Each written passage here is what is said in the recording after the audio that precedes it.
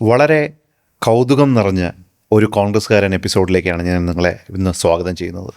സാധാരണ ഞാൻ എപ്പോഴും വളരെ വലിയൊരു ഇൻട്രൊഡക്ഷൻ പറയാറില്ല എന്നുള്ളത് നിങ്ങൾക്ക് എല്ലാവർക്കും തന്നെ അറിയാം. പക്ഷേ ഇപ്രാവശ്യം ഇൻട്രൊഡക്ഷൻ പറഞ്ഞേ പറ്റത്തുള്ളൂ. എൻ്റെ കോൺഗ്രസ് പാർട്ടിയുമായിട്ടുള്ള ഏറ്റവും നല്ല ബന്ധം ഒന്നുകിൽ ഈ കോൺഗ്രസ്സുകാരനിലൂടെയാണെന്ന് ഞാൻ പറയും. എൻ്റെ ഏറ്റവും അടുത്ത സുഹൃത്തും ഒരുപക്ഷെ കോൺഗ്രസിൻ്റെ ഒരു പുതിയ ചിന്താധാര തന്നെ ക്രിയേറ്റ് ചെയ്യാൻ സാധിച്ച, ഇന്ന് കോൺഗ്രസ്സിന് സാധിച്ച, കേരളത്തിൽ സാധിച്ച, അല്ലെങ്കിൽ അതിന് കാരണമായ വ്യക്തിയാണ് പ്രൊഫഷണൽ കോൺഗ്രസിൻ്റെ സ്റ്റേറ്റ് പ്രസിഡൻ്റ് കൂടിയായ Shri Ranjith Balan. Welcome Ranjith. Thank you Devu. രഞ്ജിത്തിനടുത്ത് ആദ്യം തന്നെ ഞാൻ പറഞ്ഞല്ലോ, ഇതൊരു ഒട്ടും എനിക്ക് രഞ്ജിത്തിനെ പോലൊരു ആൾ ഫ്രണ്ട് വന്നിരിക്കുമ്പോൾ ഒട്ടും ഒരു എന്താ പറയുക, ഒരു പോഡ്കാസ്റ്റിനുള്ള ചോദ്യങ്ങളൊന്നും ചോദിക്കാൻ പറ്റില്ല. അതുകൊണ്ട് സാധാരണ നമ്മൾ ഫോണിൽ വിളിച്ച് സംസാരിക്കുന്ന കാര്യങ്ങൾ പോലും എനിക്കറിയത്തില്ല. പക്ഷേ എനിക്ക് രഞ്ജിത്തിനെക്കുറിച്ച് കുറേ അറിയാമെന്നുള്ള കാര്യങ്ങളെ ഞാൻ ഒന്ന് ഓർമ്മപ്പെടുത്തിക്കൊണ്ട് പോവുകയാണ്. ഒന്നാമത്തെ കാര്യം, ഞാൻ ആദ്യത്തെ ചോദ്യം എന്താണ്, ആരാണ് കോൺഗ്രസ്സുകാരെന്നുള്ള സ്ഥിരം ചോദ്യത്തിലേക്ക് ഞാൻ വരുന്നു. അതിന് മുമ്പായിട്ട് എനിക്കറിയാമെന്നുള്ള രഞ്ജിത്ത് മര്യാദയ്ക്ക് പഠിച്ച് ഒരു ക്ഷീര കർഷകൻ്റെ കുടുംബത്തിൽ ജനിച്ച് മര്യാദയ്ക്ക് പഠിച്ചു, എൻജിനീയറിംഗ് കോളേജിൽ എന്താ പറയുക നല്ല മാർക്കോടുകൂടി പാസ്സായി IT ഫോമിലേക്ക് വരുന്നു. അങ്ങനെ ജീവിതം സ്റ്റാർട്ട് ചെയ്ത ഒരാളിൽ നിന്നും ഒരു 20 വർഷം മുമ്പ് കൊണ്ട് ഒരു എൻ്റർപ്രണർ, IT പാർക്കിൻ്റെ ഡയറക്ടർ, അതിൻ്റെ അപ്പുറത്തേക്ക് ഇന്ന് പ്രൊഫഷണൽ കോൺഗ്രസിൻ്റെ സ്റ്റേറ്റ് പ്രസിഡൻ്റായിരിക്കുന്ന ഈ കസേരയിലേക്ക് വരുന്നത്, ആ ജേണി മുന്നേ പ്ലാൻ ചെയ്തിരുന്നു വന്നു ചേർന്നതാണ്? ദീപു, അതിൽ ഞാനൊരു കോൺഗ്രസ്സുകാരൻ ജനിച്ചപ്പോൾ തന്നെ ഒരു കോൺഗ്രസ്സുകാരനായിട്ടാണ് ജനിച്ചത്. കാരണം ഒരു കോൺഗ്രസ് ഫാമിലിയിലാണ് ഞാൻ ജനിച്ചത്. എൻ്റെ അച്ഛൻ കോൺഗ്രസിൻ്റെ പലവിധ സ്ഥാനങ്ങളിൽ ഇരുന്നിട്ടുള്ള ആളാണ്. റൂട്ട് ലെവൽ മണ്ഡലം പ്രസിഡന്റ് മുതൽ അദ്ദേഹം പ്രവർത്തിച്ചു വന്നിട്ടുള്ള ഒരാളാണ്. അപ്പോൾ ഞാൻ ചെറുപ്പകാലം മുതലേ എൻ്റെ വീട്ടിൽ ഒരു കോൺഗ്രസ് അന്തരീക്ഷമാണ്. ഇപ്പോൾ ജനറലി ആ നാട്ടിലെ എല്ലാ സാധാരണക്കാരായിട്ടുള്ള കോൺഗ്രസ്സുകാരും വരുന്നു. ഈവൻ നമ്മൾ ബൂത്ത് സ്ലിപ്പുകൾ എഴുതുന്നു. അങ്ങനെയുള്ള ഒരു കോൺഗ്രസ് അന്തരീക്ഷത്തിൽ നിന്ന് തന്നെയാണ് ഞാൻ വന്നിട്ടുള്ളത്. അതുകൊണ്ട് കോൺഗ്രസ്സുമായി ഒരിക്കലും എനിക്കൊരു അകൽച്ചയോ അല്ലെങ്കിൽ അതിലോട്ട് ആ ഒരു കോൺഗ്രസ് പാർട്ടിയിലോട്ട് വരാനായിട്ടുള്ള ഒരു എന്താ പറയുക, ഒരു ഗ്യാപ്പോ ഒന്നുമില്ല. ഒരിക്കലും അങ്ങനെ ഉണ്ടായിട്ടില്ല. ഓക്കെ, അപ്പോൾ എൻ്റെ ഒരു കരിയർ ബേസിക്കലി പൊളിറ്റിക്കൽ കരിയർ എന്ന് പറയുന്നത് ആരംഭിച്ചത് 2004 തന്നെയാണ്. ഞാൻ KPCCയുടെ IT അഡ്വൈസറായിട്ടാണ് ആദ്യമായി ഒരു ചുമതല എനിക്ക് ലഭിച്ചത്. അതിനു മുമ്പ് തന്നെ അത് തിരിച്ചും അപ്രതീക്ഷിതമായിരുന്നില്ലേ? അതെ, ലൈഫിലെല്ലാം ഒട്ടുമിക്കവാറും കാര്യങ്ങളെല്ലാം എനിക്കറിയാവുന്നൊരു കാര്യം കൂടെ ഞാൻ ഡിസ്കസ് ചെയ്യാൻ ആഗ്രഹിക്കുന്നു. അപ്രതീക്ഷിതമായി KPCCയുടെ ഓഫീസിലേക്ക് ഒരു ദിവസം വരുന്നു, അല്ലേ? ഒരു ദിവസം ഹിന്ദു പത്രം വായിച്ചിട്ട് KPCCയിൽ രമേശ് ചെന്നിത്തല എന്ന് പറയുന്ന നേതാവ് ചാർജ് എടുക്കുന്നു, പ്രസിഡന്റായിട്ട് ചാർജ് എടുക്കുന്നു. ആ ദിവസം KPCCയിൽ വന്നില്ലായിരുന്നു, ആ ഹിന്ദു പത്രം വായിച്ചില്ലായിരുന്നെങ്കിൽ ഒരുപക്ഷെ ഈ യാത്ര ഉണ്ടാവുമായിരുന്നു തോന്നുന്നുണ്ടോ? അത് എക്സാക്ട്ലി എല്ലാം ഒരു ഡെസ്റ്റിനിയാണല്ലോ. അപ്പോൾ ഓക്കെ, അപ്പോൾ അതിനു മുമ്പും ഞാൻ KPCCയിലോട്ട് പലതവണ പല ആവശ്യങ്ങൾക്ക് വേണ്ടി യാത്ര ചെയ്തിട്ടുണ്ടെങ്കിൽ കൂടി അന്നാണ് ആദ്യമായി ഒരു രമേശ് ചെന്നിത്തല എന്ന് പറയുന്ന വ്യക്തിയുമായി അതിനു മുമ്പ് തന്നെ പല സ്ഥലങ്ങളിൽ സംസാരിക്കാനുള്ള അവസരം കിട്ടിയിട്ടുണ്ട്. പക്ഷേ സ്റ്റിൽ അന്നാണ് ആദ്യമായി ഒഫീഷ്യലി ഒരു ഒഫീഷ്യൽ അസൈൻമെൻറ്റ് എന്നുള്ള രീതിയിൽ കോൺഗ്രസ് പാർട്ടിയിലോട്ട് കടക്കാനുള്ള ഒരു അവസരം. അത് ഡെഫിനറ്റ്ലി അതൊരു ഇമ്പോർട്ടൻറ്റ് ടേണിംഗ് പോയിൻ്റ് തന്നെയായിരുന്നു. അപ്പോൾ കോളേജ് തലത്തിൽ പറയുകയാണെങ്കിൽ, ഞാൻ കോളേജിൽ പഠിക്കുന്ന സമയത്ത് എൻ്റെ ജൂനിയറായിരുന്നു VT ബൽറാം. അപ്പോൾ VT ബൽറാം അവിടെ KICUവിൻ്റെ ഏകമുഖം തൃശ്ശൂർ ഗവൺമെൻറ് എഞ്ചിനീയറിംഗ് കോളേജിൽ VT ബൽറാമാണ്. അപ്പോൾ VT ബൽറാമിന് വേണ്ടി ഓപ്പണായിട്ട് കുറച്ച് കോൺഗ്രസ് ആളുകൾ അവിടെ തൃശ്ശൂർ എഞ്ചിനീയറിംഗ് കോളേജിൽ നമുക്കറിയാം, അവിടെ മുണ്ടും ഷർട്ടും ഇട്ടിട്ടുള്ള ഒരു രാഷ്ട്രീയം അവിടെ ഞാൻ കണ്ടിട്ടില്ല. അപ്പോൾ ആകെ അതിൽ ഒരു മാറ്റം ഉണ്ടായിരുന്നത് VT ബൽറാമാണ്. VT ബൽറാം ഇടയ്ക്കിടെ ഒരു മുണ്ടും ഷർട്ടുമായി ധരിച്ച് വരാറുണ്ട്. അപ്പോൾ VTയുടെ ഇലക്ഷന് വേണ്ടി കുറച്ച് കാര്യങ്ങൾ അവിടെ കോർഡിനേറ്റ് ചെയ്യുക, ഞങ്ങളുടെ കമ്പ്യൂട്ടർ സയൻസ് ബാച്ചിൽ നിന്ന് കുറച്ച് സപ്പോർട്ട് അദ്ദേഹത്തിന് വേണ്ടി ഉണ്ടാക്കി കൊടുക്കുക എന്നുള്ളത് മാത്രമാണ് കോളേജിൽ ഒരു പൊളിറ്റിക്കൽ ആംഗിൾ ഞാൻ ചെയ്തിട്ടുള്ളത്. അന്നത്തെ ഇലക്ഷന് കമ്പ്യൂട്ടർ സയൻസ് ലാബിൽ നിന്നും ഇലക്ഷന് വേണ്ടിയിട്ടുള്ള പ്രവർത്തനങ്ങൾ ചെയ്തിരുന്നു, അല്ലേ? അതെ. അതാണോ പിന്നെ IT ചെയർമാനായിട്ട് വരാനൊരു പ്രേരണയായത്? IT ചെയർമാനായിട്ട് വരാനുള്ളൊരു പ്രേരണ എന്ന് പറഞ്ഞാൽ എനിക്ക് തോന്നുന്നില്ല അതുമായിട്ടൊരു കണക്ട് ചെയ്യാൻ നമുക്ക് സാധിക്കും തോന്നുന്നില്ല. ബിഫോർ ഹാൻഡ് എക്സ്പീരിയൻസ് ഉള്ളത് ഇത് വളരെ നിസ്സാരമായി ഹാൻഡിൽ ചെയ്യാൻ പറ്റിയില്ല, അല്ലേ? അന്നൊന്നും നമ്മൾ കേട്ടിട്ടില്ല. ദീപു, ഞാൻ കോൺഗ്രസ് പാർട്ടിയിലോട്ട് വരുന്ന ഒരു 2004 കാലഘട്ടത്തിൽ ഫേസ്ബുക്കില്ല, വാട്സപ്പില്ല, ട്വിറ്ററില്ല. അപ്പോൾ സോഷ്യൽ മീഡിയ എന്ന് പറയുന്ന ഒരു ടൂളിൻ്റെ രംഗപ്രവേശനം കഴിഞ്ഞിട്ടില്ല. അപ്പോൾ അന്ന് ജനറലി വെബ്സൈറ്റ് വെബ്സൈറ്റ് വഴിയാണ് ഇപ്പോൾ ഒരു പാർട്ടിക്ക് ജനങ്ങളോട് സംവദിക്കാനുള്ള ഒരു പുതുയുഗ അല്ലെങ്കിൽ പുതുതലമുറ ടൂൾ എന്ന് പറയുന്നത് വെബ്സൈറ്റ് മാത്രമാണ്. അപ്പോൾ ജനറലി നമുക്ക് KPCC എന്ന് പറയുന്നത് ഇന്ത്യയിൽ ആദ്യത്തെ ഒരു PCC വെബ്സൈറ്റാണ്. KPCCയുടെ വെബ്സൈറ്റാണ്, കേരള PCCയുടെ വെബ്സൈറ്റാണ് ഇന്ത്യയിൽ ആദ്യമായി ഒരു PCC തുടങ്ങുന്ന വെബ്സൈറ്റ്. ഒരു മിനിറ്റ്, അന്ന് വരുമ്പോൾ KPCC ഓഫീസിൽ എത്ര കമ്പ്യൂട്ടർ ഉണ്ടായിരുന്നു? കമ്പ്യൂട്ടർ ഉണ്ടായിരുന്നില്ല, ടൈപ്പ് റൈറ്റർ ആയിരുന്നു. KPCC ഓഫീസിൽ ഞാൻ വരുന്ന സമയത്ത് ടൈപ്പ് റൈറ്റർ ആയിരുന്നു. അവർ ലെറ്റർ അടിച്ചുകൊണ്ടിരുന്നത് ടൈപ്പ് റൈറ്റർ ആയിരുന്നു. ഫസ്റ്റ് കമ്പ്യൂട്ടർ, KPCCയിലെ ആദ്യ കമ്പ്യൂട്ടർ ഞാൻ എൻ്റെ ഓഫീസിൽ നിന്ന് ടെക്നോ പാർക്കിൽ നിന്ന് കൊണ്ടുവന്ന് അവിടെ വെച്ചതാണ് KPCCയിലെ ആദ്യ കമ്പ്യൂട്ടർ. എന്നിട്ട് ഞാൻ അവിടെ ഉണ്ടായിരുന്ന അന്ന് എനിക്ക് തോന്നുന്നു ശ്രീകുമാറല്ല ഒരു കേശവേട്ടൻ എന്ന് പറയുന്നൊരു ടൈപ്പ് റൈറ്റർ ഉണ്ടായിരുന്നു. കേശവേട്ടനെ ഞാനന്ന് നമ്മുടെ എൻ്റെ ഓഫീസിലോ അതോ ടാൻഡത്തിലോ ഏതോ ഒരു കമ്പ്യൂട്ടർ സെൻറ്ററിൽ വിട്ട് കമ്പ്യൂട്ടർ പഠിപ്പിക്കുന്നതിനുള്ള കാര്യങ്ങൾ ചെയ്തിട്ടാണ് പിന്നീട് ലെറ്റർ ടൈപ്പിങ്ങിലോട്ട് മാറിയത്. അപ്പം കോൺഗ്രസിൻ്റെ ഒരു എവല്യൂഷൻ, ഒരു ഡിജിറ്റൽ എവല്യൂഷന് KPCCയുടെ ഡിജിറ്റൽ എവല്യൂഷൻ ഒരു വലിയ ഭാഗമായിരുന്നു രഞ്ജിത്തെന്ന് വേണമെങ്കിൽ പറയാമല്ലേ? നമുക്ക് കാവ്യാത്മകമായി പറയണമെന്നുണ്ടെങ്കിൽ നമുക്കങ്ങനെ പറയാമല്ലേ? അതിപ്പോൾ എന്നിലൂടെ അല്ലെങ്കിൽ മറ്റൊരാൾ വന്ന് അത് നടക്കുമായിരുന്നു. ഇല്ല, എന്നിലൂടെ ഇല്ല എന്ന് പറയുന്നത് എല്ലാത്തിനും ഓരോ നിമിത്തങ്ങൾ കാരണങ്ങളൊക്കെ ഉണ്ടല്ലോ. അപ്പം ഞാൻ പറയുന്നത്, ഞാൻ ആ സമയത്താണ് രഞ്ജിത്തിനെ ഇൻഫാക്റ്റ് ആദ്യം കാണുന്നത്. ആ കാണുന്ന സമയത്ത് തന്നെ ആ രാഷ്ട്രീയക്കാരൊന്നും പറയാത്ത കാര്യങ്ങൾ രഞ്ജിത്ത് പറഞ്ഞിരുന്നു. അതായത് രഞ്ജിത്തിൻ്റെ ഐഡിയോളജി അല്ല, പ്രൊഫഷണലിസം എന്ന് പറയുന്ന സാധനം അന്നേ കൊണ്ടുവന്നു എന്നുള്ളത്. അത് ഇപ്പോൾ പലർക്കും അറിയത്തില്ല. രഞ്ജിത്ത് പെട്ടെന്ന് പ്രൊഫഷണൽ കോൺഗ്രസിൻ്റെ സ്റ്റേറ്റ് പ്രസിഡൻ്റ് എന്ന് പറയുന്നതിന് മുമ്പ് ഈ യാത്ര കുറച്ച് അതിന് മുമ്പ് തുടങ്ങി എന്നുള്ളതാണ് എൻ്റെ അണ്ടർസ്റ്റാൻഡിങ്. കുറച്ചും കൂടെ പറയുകയാണെന്നുണ്ടെങ്കിൽ ഒരു കമ്പ്യൂട്ടർ കൊണ്ടുവരുന്നു, അവിടെ ഒരു വെബ്സൈറ്റ് ക്രിയേറ്റ് ചെയ്യുന്നു. അപ്പോൾ തന്നെ ഒരു പ്രൊഫഷണലിസം അല്ലെങ്കിൽ അവിടെ കൊണ്ടുവരാൻ കഴിഞ്ഞു ആ ഒരു യാത്രയിൽ തന്നെ, അല്ലേ? തീർച്ചയായും. അത് നമ്മുടെ KPCCയുടെ ആദ്യത്തെ ആ ഒരു വെബ്സൈറ്റ് ലോഞ്ചിങ് അന്ന് ചെയ്തത് എനിക്ക് തോന്നുന്നു നമ്മുടെ അന്ന് ICC ജനറൽ സെക്രട്ടറി ഇൻചാർജ് ഉണ്ടായിരുന്ന അഹമ്മദ് പട്ടേലാണ് ആ വെബ്സൈറ്റ് ലോഞ്ച് ചെയ്തത്. അതിൻ്റെ കൂടെ ആ ഹോളും ഇനോഗ്രേറ്റ് ചെയ്യുന്നു. മെയിൻ ഹോൾ ഇനാഗ്രേറ്റ് ചെയ്തതൊക്കെ അദ്ദേഹമാണ്.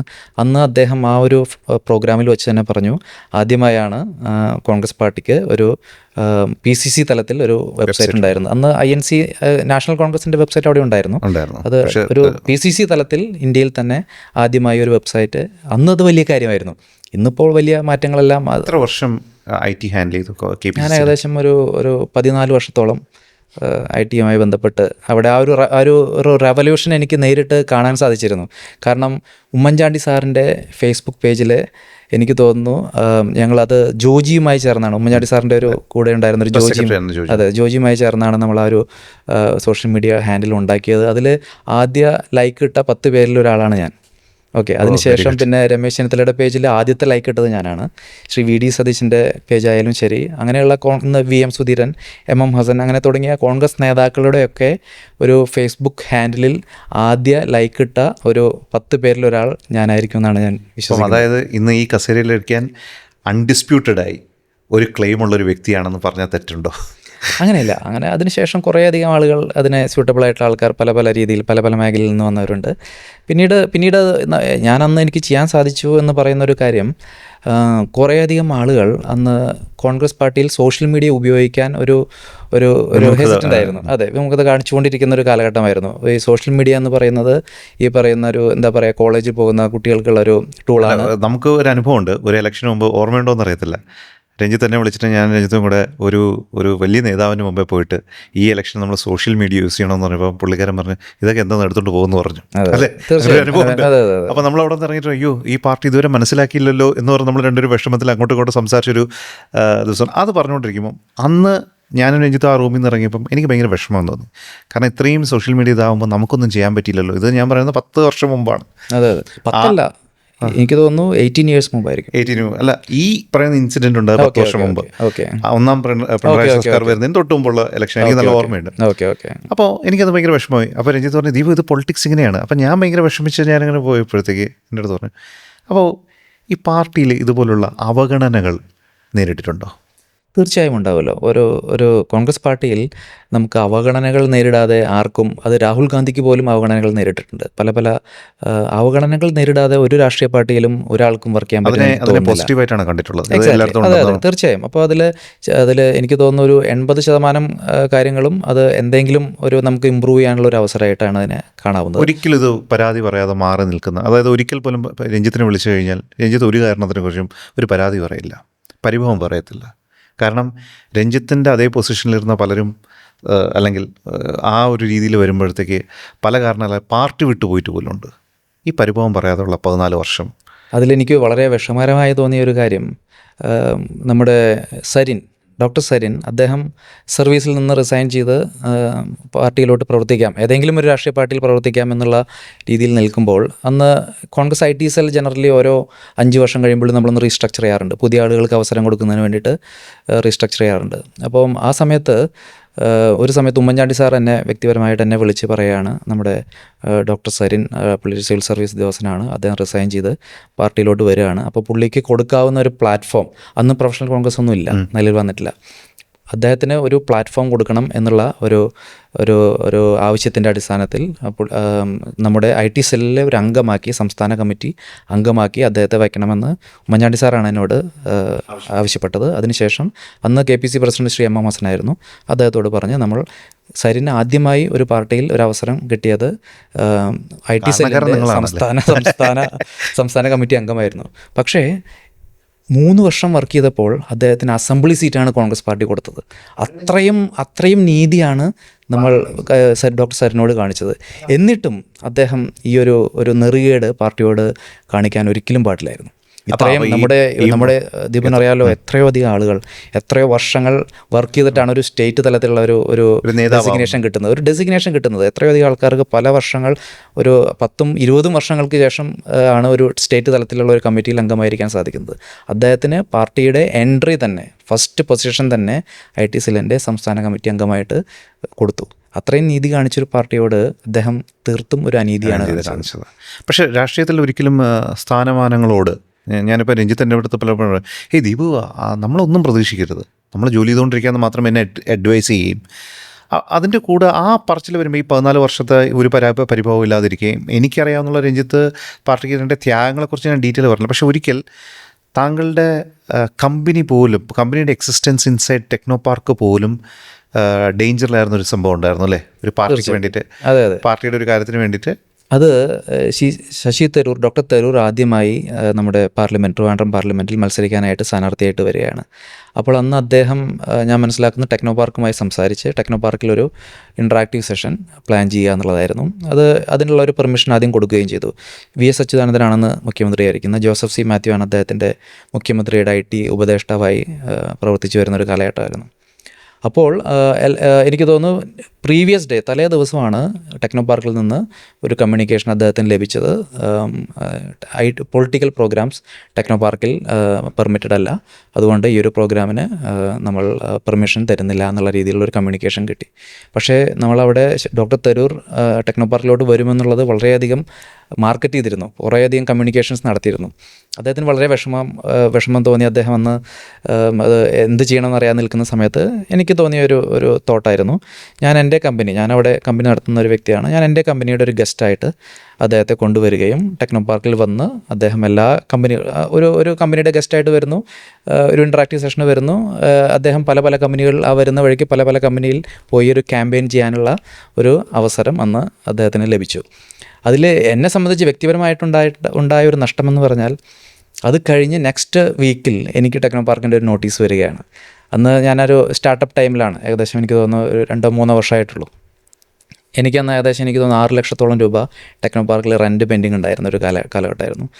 വിതിൻ 1 മന്ത് ഡ്യൂസ് മുഴുവൻ ക്ലിയർ ചെയ്തില്ലെങ്കിൽ ഒരു എവിക്ഷൻ നോട്ടീസ് എന്നുള്ള രീതിയിലാണ് അന്ന് അവർ അതിനെ കരിയർ പോലും സ്റ്റാൻഡിലാവുന്ന രീതിയിലുള്ള വലിയ പൈസ ഇല്ല കയ്യിൽ. അതെ, അന്ന് നമ്മൾ സ്റ്റാർട്ടപ്പ് സമയത്ത് അറിയാലോ ദീപു, ഒരു സ്റ്റാർട്ടപ്പ് ഫൗണ്ടർക്കും തുടങ്ങുന്ന സമയത്ത് അതെ മാക്സിമം അന്ന് എനിക്ക് ഇൻഡിക്കായിരുന്നു മാരുതി 800 ആയിരുന്നു.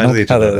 അപ്പോൾ എനിക്ക് അന്ന് നമ്മുടെ കയ്യിലൊന്നും അങ്ങനെയുള്ള ഒരു സേവിങ്സ് ഉള്ള കാലഘട്ടമല്ലല്ലോ. പെട്ടെന്നൊരു 6 ലക്ഷം രൂപയുടെ ഒരു പെൻഡിങ് അടയ്ക്കുക എന്നൊക്കെ പറഞ്ഞാൽ അന്ന് വലിയ ബുദ്ധിമുട്ടുള്ളൊരു സംഭവമായിരുന്നു. പക്ഷേ നമ്മളത് മാനേജ് ചെയ്തു. പക്ഷേ വേറൊരു സമയത്തായിരുന്നെങ്കിൽ, ഇപ്പം നമ്മൾ വളരെ പ്രൊഫഷണലായിട്ട് നോക്കുകയാണെങ്കിൽ നമ്മുടെ ജീവിതവും നമ്മുടെ ജോലിയല്ലേ ആദ്യം നോക്കേണ്ടത് അല്ലേ. അവിടെ പാർട്ടി കാരണം ഇങ്ങനൊരു സംഭവം വരുമ്പോഴത്തേക്ക് വീണ്ടും ഒരു വിഷമം തോന്നി. അതായത് ഞാനിതൊന്നും ചെയ്യേണ്ടിയിരുന്നില്ല, ഞാൻ എൻ്റെ ജോലി നോക്കി മര്യാദയ്ക്ക് പോയാൽ എന്തിനാന്നുള്ളൊരു ഫീൽ. എനിക്കന്ന് ഇതിനൊരു അവസരമായിട്ട് തന്നെയാണ് തോന്നിയത്. അദ്ദേഹം ഈ ഒരു ആവേശമായിരുന്നു. ഈ ഒരു ഇലക്ഷൻ സമയത്ത് ഡോക്ടർ തരൂരിന് വേണ്ടി അന്ന് അങ്ങനെ ഒരു കാര്യം ചെയ്യാൻ സാധിച്ചല്ലോ, നമ്മളാൽ ചെയ്യാവുന്ന ഒരു കാര്യം ചെയ്യാൻ സാധിച്ചു എന്നുള്ള ഒരു അഭിമാനം തന്നെയാണ് എനിക്ക് തോന്നിയത്. ഈ ഒരു അക്നോളജ്മെൻറ്റ് പുള്ളിക്കാരൻ്റെ സൈഡിൽ നിന്ന് വന്നിട്ടുണ്ടോ, അത് പ്രതീക്ഷിച്ചിട്ടുണ്ടോ? അത് അങ്ങനെ ഞാൻ ഡോക്ടർ തരുണിൻ്റെ അടുത്ത് ഒരു ആവശ്യമായിട്ട് ഞാൻ ഇതുവരെ പോയിട്ടില്ല. അപ്പോൾ അങ്ങനെ ഒരു അക്നോളജ്മെന്റ്, പൊളിറ്റിക്സിൽ അങ്ങനെ ഒരു അക്നോളജ്മെന്റ് ഒരാളുടെ ഭാഗത്ത് നിന്ന് നമ്മൾ പ്രതീക്ഷിക്കുന്നതിൽ എക്സാക്ട്ലി പാർട്ടിക്ക് വേണ്ടി, ഒരു വ്യക്തിക്ക് വേണ്ടിയല്ലല്ലോ. അന്ന് ഇലക്ഷന് വേണ്ടി എക്സാക്ട്ലി അന്ന് അദ്ദേഹം ആദ്യമായിട്ടാണ് ഇലക്ഷൻ നിൽക്കുന്നത്. ഇവിടെ ഒരു എന്താ പറയുക, ട്രിവാൻഡ്രം കോൺസ്റ്റിറ്റ്യുവൻസിൽ അദ്ദേഹത്തിന് അധികം ബന്ധങ്ങൾ ആയി വരുന്നൊരു കാലഘട്ടമാണ്. ഐ ടി പാർക്ക് എന്ന് പറയുന്ന ഒരു എന്താ പറയുക, ഒരു വോട്ടേഴ്സിന്റെ ഒരു ശൃംഖലയാണല്ലോ അവിടെ. അപ്പോൾ അതിലോട്ടുള്ള ഒരു എൻട്രി, ആർക്കും അങ്ങോട്ടൊരു എൻട്രി ഇല്ല എന്നുള്ളൊരു അവസ്ഥ. അതെ. അതൊന്നും അങ്ങനെയാണ്. അത് അങ്ങനെ തന്നെ മെയിൻറ്റെയിൻ ചെയ്യണമെന്ന് വിശ്വസിക്കുന്ന ഒരു വ്യക്തി തന്നെയാണ് ഞാൻ. എന്താ വെച്ചാൽ ഓപ്പണായിട്ട് ഒരു പൊളിറ്റിക്കൽ ആക്ടിവിറ്റീസിന് അതിനകത്ത് ഒരു എന്താ പറയുക, ഒരു പെർമിഷൻ കൊടുത്തു കഴിഞ്ഞാൽ അത് ഐ ടി പാർക്കിൻ്റേതായിട്ടുള്ള ആ ഒരു ലാൻഡ്സ്കേപ്പിൽ നിന്ന് മാറിപ്പോകാനുള്ള ഒരു ചാൻസ് ഉണ്ട്. പക്ഷേ എവിടെയോ ഇതൊക്കെ പറയുമ്പോഴും ഇടയ്ക്ക് ജീവിതത്തിൻ്റെ ഒരു ഭയങ്കര ക്രോസ് റോഡ്സ് വന്നു നിൽക്കുന്ന സമയത്ത് രഞ്ജിത്തിന് രാഷ്ട്രീയം മടുക്കുകയല്ല, രാഷ്ട്രീയം ഒന്ന് സ്ലോ ഡൗൺ ചെയ്യേണ്ട അവസ്ഥ വന്നത് എനിക്ക് തോന്നിയിട്ടുണ്ട് പേഴ്സണലി. അത് ഒരു അവഗണനയുടെ ഭാഗമായിട്ടൊന്നും അല്ല, സ്വന്തം ജീവിതം കെട്ടിപ്പടുക്കാതെ. അത് സച്ചിൻ ടെണ്ടുൽക്കർ ഒരിക്കൽ പറഞ്ഞിട്ടുണ്ട്, എനിക്കെൻ്റെ കുടുംബം നോക്കിയിട്ട് എനിക്ക് ക്രിക്കറ്റ് കളിക്കാനും കൂടെ പറ്റത്തുള്ളൂ എന്ന് പറഞ്ഞു. അങ്ങനെ ഈ കുടുംബത്തിന് വേണ്ടി കുറച്ച് സമയം ഒന്ന് സ്ലോ ഡൗൺ ചെയ്തിട്ടില്ലേ? കാരണം ഞാൻ എന്താ ചോദിക്കാൻ കാരണം എന്ന് പറഞ്ഞാൽ, അങ്ങനെയാണെന്നുണ്ടെങ്കിൽ ശരിക്കും ഒരുപക്ഷെ രഞ്ജിത്തിൻ്റെ പൊളിറ്റിക്കൽ ക്ലൈംബ് ഇനി ഇതിനേക്കാളും വലുതായിരുന്നേ എന്നുള്ളതുകൊണ്ട് ഞാൻ ചോദിക്കുന്നതാണ്. അങ്ങനെ കാണാൻ സാധിക്കില്ല. അപ്പോൾ ഓഫ് കോഴ്സ് കുടുംബത്തിന് വേണ്ടി ഞാൻ എല്ലാ എന്താ പറയുക, നമ്മുടെ സിസ്റ്റത്തിലുള്ള എല്ലാവർക്കും വേണ്ടി ഇനഫ് ടൈം കണ്ടുപിടിക്കുന്ന ഒരു വ്യക്തിയാണ്. ഇപ്പോഴും എൻ്റെ ഓഫീസിൽ ചോദിച്ചു കഴിഞ്ഞാൽ, ഞാൻ പ്രൊഫഷണൽ കോൺഗ്രസിൻ്റെ ഒരു പ്രവർത്തനങ്ങളുമായി ബന്ധപ്പെട്ടതുകൊണ്ട് ഓഫീസിൽ ഒരു കുറവും വരുത്താൻ ഞാൻ അനുവദിക്കാറില്ല. വ്യക്തിപരമായി എൻ്റെ ഫാമിലിയോട് ചോദിച്ചാലും അങ്ങനെ ഒരു എന്താ പറയുക, ഒരു അവഗണന ഒരു സിസ്റ്റത്തിലുള്ള ആർക്കും, എൻ്റെ സുഹൃത്തുക്കളോട് ചോദിച്ചാലും, ദീപുവിന് അറിയാലോ, എൻ്റെ സുഹൃത്തുക്കൾക്കും ഞാൻ അതിനുള്ള ഒരു ടൈം എല്ലാവർക്കും വേണ്ടി കണ്ടെത്താറുണ്ട്. പക്ഷേ ഇപ്പോൾ ഈ അവഗണന എന്ന് ഞാൻ പറയില്ല, ഒരു സ്ലോ ഡൗൺ ചെയ്ത സമയം എന്ന് പറയുന്നത് പൊളിറ്റിക്സിൽ ജനറലി IT സെൽ ചെയർമാൻ സ്ഥാനത്ത് നിന്ന് ഒരു മാറ്റപ്പെട്ട ഒരു സമയം. അന്ന് പെട്ടെന്നായിരുന്നു, ശ്രീ മുല്ലപ്പള്ളി രാമചന്ദ്രനായിരുന്നു അന്ന് KPCC അധ്യക്ഷൻ. പെട്ടെന്ന് ഒരു ഫൈൻ മോർണിംഗിലാണ് അദ്ദേഹം വിളിച്ച് പറഞ്ഞത്, നമുക്ക് അനിൽ ആൻ്റണി നമുക്ക് പുതിയതായിട്ട് ഒരു അവസരം കൊടുക്കണം, അദ്ദേഹത്തെ നമ്മൾ IT സെല്ലിൻ്റെ ഡിജിറ്റൽ മീഡിയ സെല്ലിൻ്റെ കൺവീനറായിട്ട് കൊണ്ടുവരികയാണ് എന്ന് പറഞ്ഞപ്പോൾ ഞാൻ വളരെ പോസിറ്റീവായിട്ട് തന്നെ അതിനെ കണ്ടത്. കാരണം ഞാനിപ്പോഴും വിശ്വസിക്കുന്നത്, കുറേയധികം നാൾ നമ്മളൊരു പൊസിഷനിൽ ഇരുന്ന് കഴിഞ്ഞാൽ നമ്മുടെ ഇന്നോവേഷൻ ചെയ്യാനുള്ള ഒരു കാപ്പബിലിറ്റിയൊക്കെ ഇല്ലാതെയാവും. ഞാൻ 13-14 വർഷം ഒരേ കാര്യം ചെയ്ത് KPCCക്ക് വേണ്ടി ഒരേ കാര്യം ചെയ്തിരുന്നപ്പോൾ ചിലപ്പോൾ ചില ഇന്നോവേഷൻസിനുള്ള അവസരം ചിലപ്പോൾ പാർട്ടിക്ക് നഷ്ടപ്പെട്ടിട്ടുണ്ടായിരിക്കാം. പക്ഷേ അനിൽ ആൻ്റണി അദ്ദേഹം കുറേ നല്ല കാര്യങ്ങളെല്ലാം ചെയ്യുകയുണ്ടായി. ഓഫ് കോഴ്സ് അതൊരു അവഗണനയായിട്ട് ഞാനിപ്പോഴും കാണുന്നില്ല. പക്ഷേ അതിനുശേഷം ഞാനൊന്ന് സ്ലോ ഡൗൺ ചെയ്ത് ഒരു 3-4 വർഷം എനിക്ക് കൂടുതൽ അതിൽ വർക്കിൽ ഫോക്കസ് ചെയ്യാൻ പറ്റി, ഫാമിലിക്ക് വേണ്ടി കൂടുതൽ സമയം സ്പെൻഡ് ചെയ്യാൻ പറ്റി. അപ്പം ഭയങ്കര ബാലൻസ്ഡ് ആണ് ഒരു പേഴ്സണൽ രീതി. ഞാൻ രഞ്ജിത്തിനോട് നമ്മൾ തമ്മിൽ സംസാരിക്കുമ്പോൾ എപ്പോഴും പറയണം, രഞ്ജിത്തിന് പീക്കില്ല ലൈഫിൽ, മനസ്സിലല്ലേ? എനിക്കെന്ന് പറയുന്നത് എപ്പോഴും ഒരു എക്സൈറ്റിങ് അല്ലെങ്കിൽ ഒരു പീക്ക് വേണം, ഭയങ്കര അഗ്രസീവ് വേണം. രഞ്ജിത്ത് എല്ലാത്തിനെയും മുൻകണ്ട് അതിനൊരു സ്പേസ് ഡിസൈഡ് ചെയ്ത് ഇതാണ് സ്പീഡ്. ഇപ്പോൾ ഒരു വണ്ടി പോകുന്നെങ്കിൽ 60 കിലോമീറ്റർ സ്പീഡിൽ ഞാൻ ഈ ഒരു ക്ലാരിറ്റി ഇല്ലാതെ ഒരു കാര്യം ചെയ്യാറില്ല, അല്ലേ? ഞാനെപ്പോഴും ഒരു കൺസിസ്റ്റൻസിയിൽ വിശ്വസിക്കുന്ന ഒരാളാണ്. പെട്ടെന്നുള്ളൊരു ഹൈക്കിൽ എനിക്ക് താല്പര്യമില്ല. അതൊരു സസ്റ്റെയിൻ ചെയ്യാൻ പറ്റാത്തൊരു ഹൈക്ക് നമുക്ക് കിട്ടിയിട്ട് പ്രത്യേകിച്ച് ലൈഫിൽ ഒരു ബെനിഫിറ്റ് ഇല്ല എന്നാണ് ഞാൻ വിശ്വസിക്കുന്നത്. പക്ഷേ സസ്റ്റെയിൻ ഒരു എന്താ പറയുക, ഒരു കൺസിസ്റ്റൻസിയോട് കൂടിയുള്ള ഒരു ഗ്രോത്ത് ആണെങ്കിൽ അത് നമുക്ക് കൂടുതൽ നാൾ നിലനിൽക്കാനും സാധിക്കും. നമുക്ക് വരുന്ന പദവികളെ നമുക്ക് ഒരു എന്താ പറയുക, അതിനൊരു പോസിറ്റീവായിട്ട് മെയിൻറ്റെയിൻ ചെയ്ത് കൊണ്ടുപോകാനും കുറേ കാര്യങ്ങൾ ചെയ്യാനും ഒക്കെ സാധിക്കുമെന്നാണ്, ഒരു കൺസിസ്റ്റൻസിയാണ് ഞാൻ വിശ്വസിക്കുന്ന ഒരു പോളിസി. 2 കാര്യങ്ങളും കൂടെ എനിക്ക് പറയാനുള്ളത്. ഒന്ന്, ടെക്നോ പാർക്കിൽ ഒരു എംപ്ലോയി ആയി വന്നു. ടെക്നോ പാർക്കിൽ ഒരു കമ്പനി സ്വന്തമായി ഉണ്ടായി. ടെക്നോ പാർക്കിൽ IT ബോർഡ് ഓഫ് ഡയറക്ടേഴ്സിൻ്റെ പാനലിൽ ഒരു വൺ ഓഫ് ദി ഡയറക്ടറായി, അല്ലേ? ഇനി ഈ പറയുന്ന 4 ഘടകങ്ങൾ ഒരുമിച്ചുള്ള ഒരു ആളെ ടെക്നോ പാർക്കിലുണ്ടാവും? എല്ലാ കാര്യങ്ങളും അല്ല, ടെക്നോ പാർക്കിൽ ഞാൻ എനിക്ക് തോന്നുന്നു 1998 ആദ്യമായി ഞാൻ ടെക്നോ പാർക്കിൽ, അന്ന് ഞാൻ തൃശ്ശൂർ എഞ്ചിനീയറിംഗ് കോളേജിലെ ഒരു വിദ്യാർത്ഥിയാണ്. അന്ന് കേരള IT 98 എന്തോ പറഞ്ഞൊരു പ്രോഗ്രാം അവിടെ ഉണ്ടായിരുന്നു. അതിനുവേണ്ടി ഞങ്ങൾ എഞ്ചിനീയറിംഗ് കോളേജിൽ നിന്ന് ഒരു 10 പേരടങ്ങുന്ന ഒരു സംഘം, ഫസ്റ്റ് ട്രിവാൻഡ്രത്ത് വരുന്നത് അല്ല ടെക്നോ പാർക്കിൽ വരുന്നത്, ടെക്നോ പാർക്കിൽ അന്ന് ഞങ്ങളവിടെ 10 പേരടങ്ങുന്ന ഒരു സംഘം വന്ന് ടെക്നോ പാർക്കിൽ ആ ഒരു പ്രോഗ്രാം അറ്റൻഡ് ചെയ്യാനാണ് വരികയുണ്ടായി. അന്ന് തന്നെ ടെക്നോ പാർക്കിനോട് എനിക്ക് വലിയൊരു ആരാധന തോന്നി. അന്ന് ആ ഒരു പ്രോഗ്രാമിനോട് വലിയൊരു ആരാധന തോന്നി. അന്ന് തന്നെ എൻ്റെ മനസ്സിൽ ഞാൻ കുറിച്ചിരുന്നു, ഇവിടെ ടെക്നോ പാർക്കുമായി ബന്ധപ്പെട്ടായിരിക്കും എൻ്റെ ഒരു ലൈഫ് എന്ന് ഞാൻ അന്നേ വിചാരിച്ചിരുന്നു.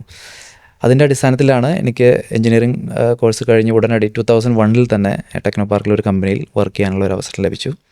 അതിനുശേഷം ദീപു പറഞ്ഞ പോലെ 2 വർഷം ഞാൻ ബാംഗ്ലൂർ വർക്ക് ചെയ്തിരുന്നു. അതിനുശേഷം തിരിച്ചു വന്ന് അവിടെ ഒരു കമ്പനി തുടങ്ങാനുള്ള ഒരു അവസരം. എത്ര വയസ്സായിരുന്നു അപ്പോൾ?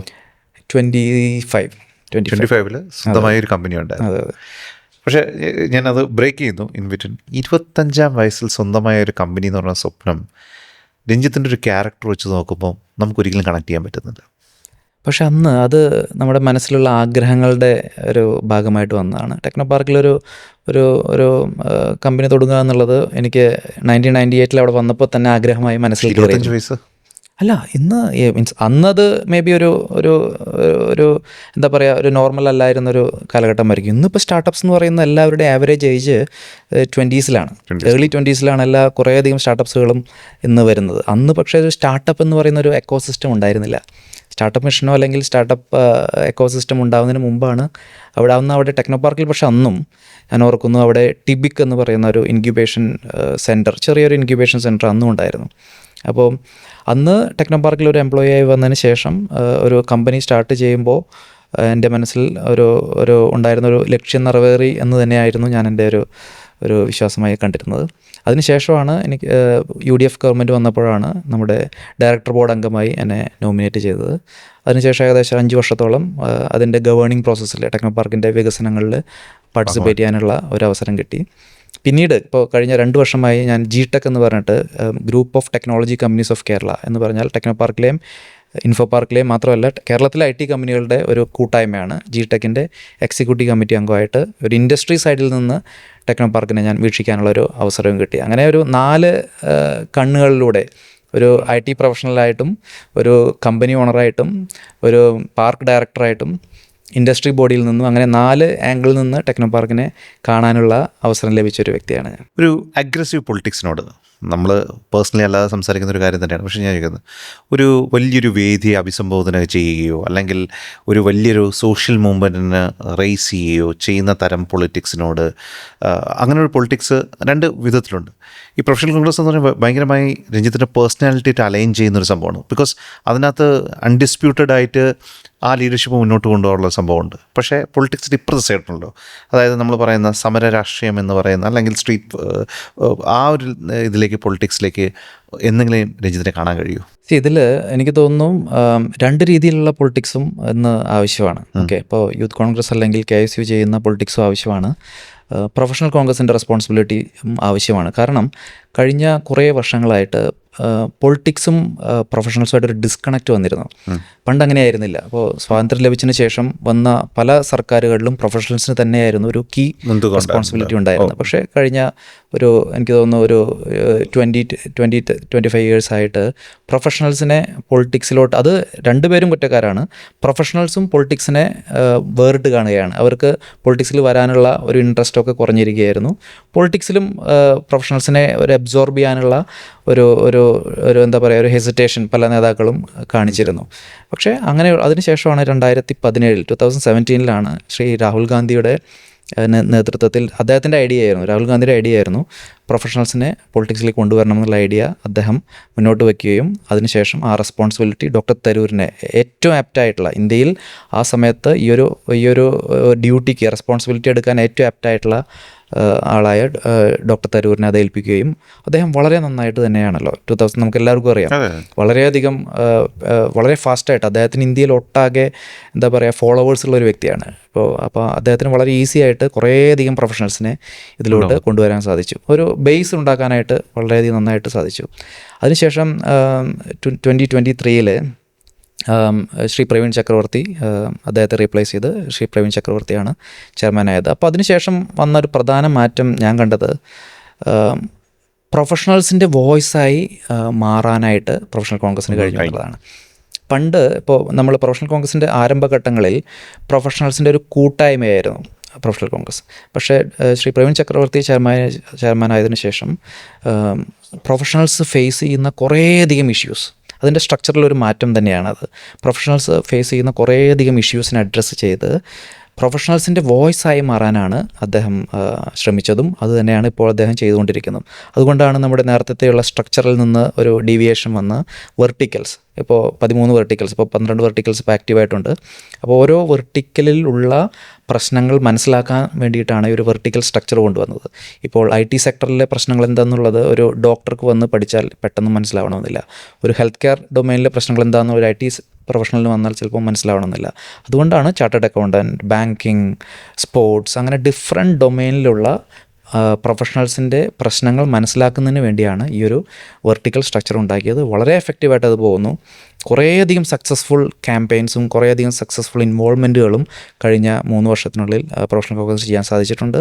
അതോടൊപ്പം തന്നെ ഓർഗനൈസേഷൻ റോൾസുകളും മെയിൻറ്റെയിൻ ചെയ്യുന്നുണ്ട്. ഇപ്പോൾ നമുക്കറിയാമല്ലോ, കേരളത്തിലിപ്പോൾ എല്ലാ ജില്ലയിലും കമ്മിറ്റികളുള്ള ഒരു ഫ്രണ്ടൽ ഓർഗനൈസേഷനായി പ്രൊഫഷണൽ കോൺഗ്രസ് മാറിയിരിക്കുകയാണ്. എല്ലാ ജില്ലകളും വളരെ ആക്റ്റീവായിട്ടുള്ള കമ്മിറ്റികളും ലീഡർഷിപ്പും ഉള്ള ഒരു സംഘടന തന്നെ. ഇന്ന് കേരളത്തിൽ പോഷക സംഘടനകളുടെ കാര്യം പറയുകയാണെങ്കിൽ മുൻപന്തിയിൽ തന്നെ നിൽക്കുന്ന ഒരു ഓർഗനൈസേഷനായി പ്രൊഫഷണൽ കോൺഗ്രസ് മാറിയിരിക്കുകയാണ്.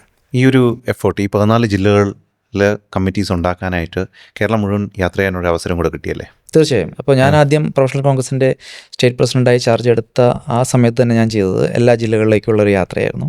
എല്ലാ ജില്ലകളിലും പോയി അതാത് ജില്ലകളിലെ മുൻ പ്രസിഡന്റുമാരെയും അല്ലെങ്കിൽ അവിടുത്തെ ആക്റ്റീവായിട്ടുള്ള സീനിയർ മെമ്പേഴ്സിനെയും കണ്ട് സംസാരിച്ച് അവരോട് ഈ ഒരു പുതിയ ചേഞ്ചിനെ പറ്റി കൺവിൻസ് ചെയ്ത് അവരെ കൂടെ അക്കോമഡേറ്റ് ചെയ്തുകൊണ്ടാണ്. ഇപ്പോൾ നമുക്ക് അവർക്കൊരു മാറ്റി നിർത്തപ്പെട്ടു എന്നുള്ള ഫീൽ വരാൻ പാടില്ല. അതുകൊണ്ട് അവരെയും കൂടെയും ഉൾപ്പെടുത്തിക്കൊണ്ട് ആണ് പുതിയ നമ്മളൊരു കമ്മിറ്റി ഉണ്ടാക്കിയത്. അതിൽ 40% ഒരു 30% പഴയ ആളുകളെ തന്നെയാണ് ലീഡർഷിപ്പിലോട്ട് കൊണ്ടുവന്നത്. ബാക്കി ഒരു 60-65% പുതിയ ആളുകളെ കൊണ്ടുവരണം. എൻ്റെ ഒരു ആഗ്രഹമായിരുന്നു ഒരു 80% പുതിയ ആളുകൾ വരണം എന്നുള്ളതായിരുന്നു. കാരണം ഒരു മാറ്റം കൊണ്ടുവരണമെങ്കിൽ പുതിയ ആളുകൾ വന്നാലാണ് പെട്ടെന്നൊരു ഓർഗനൈസേഷൻ ഒരു ചേഞ്ച് കൊണ്ടുവരാൻ സാധിക്കൂ.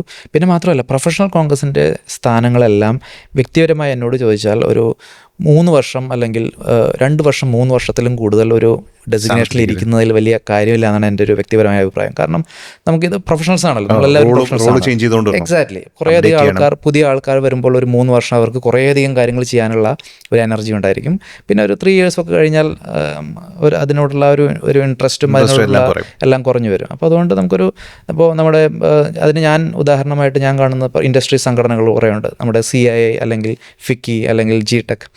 അവിടെയൊക്കെ ഒരു മാറ്റം, ഇപ്പോൾ ഒരു ടേമിലിരുന്ന് കഴിഞ്ഞാൽ നെക്സ്റ്റ് ടേമിൽ വേറെ ആളുകൾ വരണം, അവരെ അങ്ങനെയുള്ള എല്ലാവരെയും ഉൾക്കൊണ്ടുകൊണ്ടുള്ള.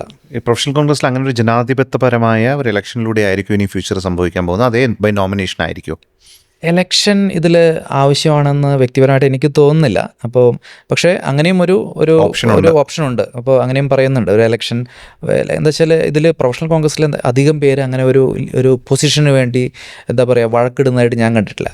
അപ്പോൾ നമുക്ക് അവരതിനൊരു റെസ്പോൺസിബിലിറ്റി ആയിട്ടാണ് കാണുന്നത്. More than a position, professional കോൺഗ്രസ്സിലെ സ്ഥാനങ്ങളെ പ്രൊഫഷണൽസ് കാണുന്ന ഒരു റെസ്പോൺസിബിലിറ്റി ആയിട്ടാണ്, ഉത്തരവാദിത്തമായിട്ടാണ്. അപ്പോൾ അതുകൊണ്ട് അങ്ങനെ ഒരു എലക്ഷൻ ഇതിലോട്ട് പ്രൊഫഷണൽ കോൺഗ്രസ് പോകണമെന്ന് വ്യക്തിപരമായിട്ട് എനിക്ക് തോന്നുന്നില്ല. പക്ഷേ ദാറ്റ് ഈസ് ഓൾസോ ഓക്കെ. നമുക്ക് എന്തായാലും ഒരു 3 years ഒക്കെയാണ് ഒരു ഡെസിഗ്നേഷനിൽ ഒരാൾ ഇരിക്കാൻ പാടുള്ളൂ എന്നാണ് എൻ്റെ വ്യക്തിപരമായിട്ടുള്ള ഒരു അഭിപ്രായം. അത് കേരളത്തിൻ്റെ സിസ്റ്റം. ഇപ്പം നാഷണലി ഡിഫറെൻറ്റ് സ്ട്രക്ചർ. ഇനി ഒരു ഒറ്റ കാര്യം കൂടെ, നമ്മുടെയൊക്കെ കരിയറിലൊരു പീക്ക് പോയിൻ്റ് ഉണ്ട്. രഞ്ജിത്തിൻ്റെ കരിയറിലെ പീക്ക് പോയിൻ്റ് രാഹുൽ ഗാന്ധിയുടെ ട്രിവാൻഡ്രം വിസിറ്റിലുണ്ടായ ഒരു ഗെറ്റ് ടുഗദർ അല്ലേ, ഒരു മീറ്റപ്പ്, ഒരു കരിയർ പീക്കായിരുന്നു. പൊളിറ്റിക്സ് ഒരു കരിയറായിട്ട് കാണുകയല്ല ഞാൻ പറഞ്ഞത്. എന്നിരുന്നാലും പൊളിറ്റിക്സിൽ ഇതുവരെ വന്ന് ഓർഗനൈസ് ചെയ്ത പരിപാടികളുടെ ഏറ്റവും പീക്ക് ചെയ്ത പ്രോഗ്രാം അല്ലെങ്കിൽ ഏറ്റവും സാറ്റിസ്ഫൈയിങ് ഗ്രാറ്റിഫൈയിങ് ആയിട്ടുള്ള ഒരു പ്രോജക്റ്റ് അത് തന്നെയായിരുന്നു. ഇതിൽ ഞാൻ രാഹുൽ ഗാന്ധിയുമായി എനിക്ക് ഏകദേശം ഒരു 6-7 തവണ കഴിഞ്ഞ 20 വർഷത്തിനുള്ളിൽ ഇൻട്രാക്ട് ചെയ്യാനുള്ളൊരു അവസരം കിട്ടിയിട്ടുണ്ട്. IT സെൽ ചെയർമാൻ എന്നുള്ള നിലയിൽ എല്ലാ വർഷവും എല്ലാ സ്റ്റേറ്റിലെ IT സെൽ ചെയർമാൻമാരുമായിട്ടുള്ള ഒരു ഇൻട്രാക്ഷൻ ഡൽഹിയിൽ നടക്കാറുണ്ട്.